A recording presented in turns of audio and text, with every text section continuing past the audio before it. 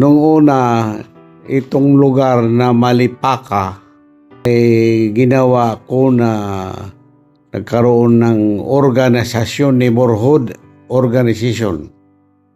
Tapos sabi ko, nung nagpatawag ako ng meeting dito na neighborhood, nako, lalagyan natin ng pangalan to, John Simelia. Buhay pa si John Simelia.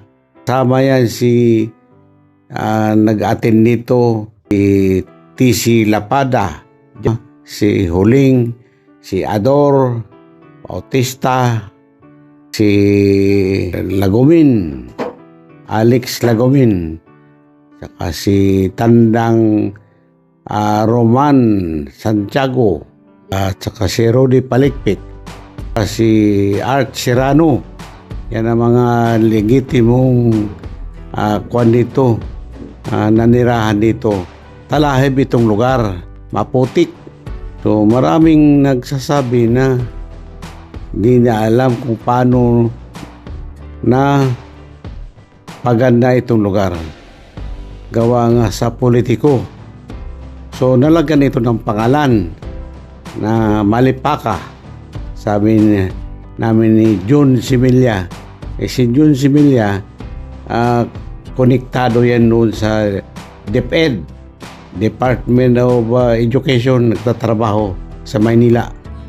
Kay Mama, tinawagan sila doon na dito manirahan sa lugar.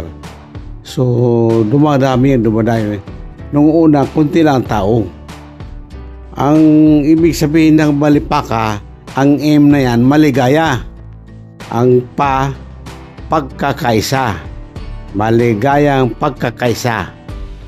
Kaliwa, ito kaliwa kasi kung sasakay ka ng jeep patungo ng Bagong Silang, kaliwa, Association, Malipaka. Una-una ako ang nagsimuno na magkaroon ng pagkakaisa kasi maraming dito yung mga dayo ba, ginparehistro namin ito sa SEC. Sa SEC 1990 sa tayo. Ay nabuo na, at least na-organize yan. Maligayang pagkakaisa, Kaliwa Association. Yan ang ibig sabihin. Street, ha? Yan ang ibig sabihin ng Malipaka. Iisa lang dito noon. Ang laki-laki ng association nito. Hanggang Sumawi na yan, hanggang Piglas, Pag-asa, hanggang Purok Uno niya sa may kanto. Yan sinasakupan ng Malipaka Association. Sino ang unang presidente ng Malipaka Organization? Si Teodoro Balenya as a TD Boy. Anong year? Year 80s yun. 80s. Pinarehistro 1990s na. Vice President si Salvador Ador Bautista ang Vice President. Siya ang unang Vice President. Siya ang unang Vice President. Sino? Yung 1980s, alam mo, madalas ako nagpapasayaw dito sa may basketball na yan. Wala pang stage. Gawa-gawa lang dyan. Yung kahoy-kahoy na stage noon. Temporary noon. Kaya hanggang ngayon, galing tayo sa Ermita, Maynila. Tao dito, ang bahay dito, si Juan Albayra, dyan sa may Sapa. Sunod ang bahay dyan, si Rositasi, Huling Rositasi.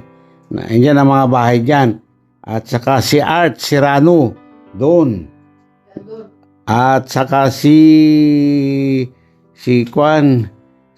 Ador Bautista. At saka yung si Liling. Si Herrera, nandyan ang bahay ni Herrera na yan. Saka si Claro, wala, huli na yan. Huli pa yan. Si Aling Pilising at saka si Pedro Samano. Ayan ang tumulong sa atin na isang kagawad sa Lagro. Sila yung mga unang nakatira sa Malipaka. Ayan ang mga may bahay dito. Sila ang nauna dito. 1980s. 1980. 70 sila. 60, 70 sila. Dito na sila.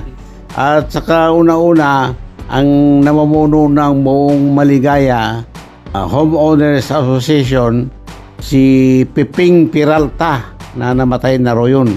Doon sa may banda Feliciano, malapit ang bahay noon. Wala pa si Kapitan Gis Dongka dyan. Si ano pa lang ang taga-Bantay Lote pa lang nakatira dyan. Attorney Rudy Atienza.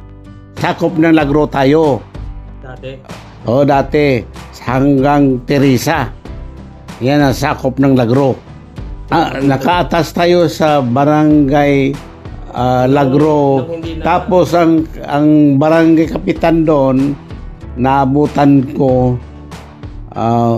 basta paalis na si Godi Liban noon ang tumulong dyan, nakita ko ang barangay Kagawad, yan nga si Pedro Samano. Ang dating natin dito sa Maligaya, ang barangay kapitan sa Lagro ay yung nga si Attorney Godi Liban, sumunod si Rodolfo Vidal ba? Rodi Vidal. Yan ay mga kumpare ko yan sa Binyag Kasal. Si Godi Liban.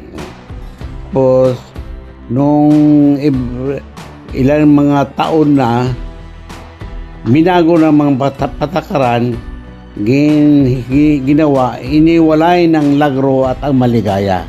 Hinati-hati na kasi malaki ang barangay Pasong Putek. Sino naging Yan ang Malipaka na nagkaroon, na ito ay marami ng sunod-sunod na presidente.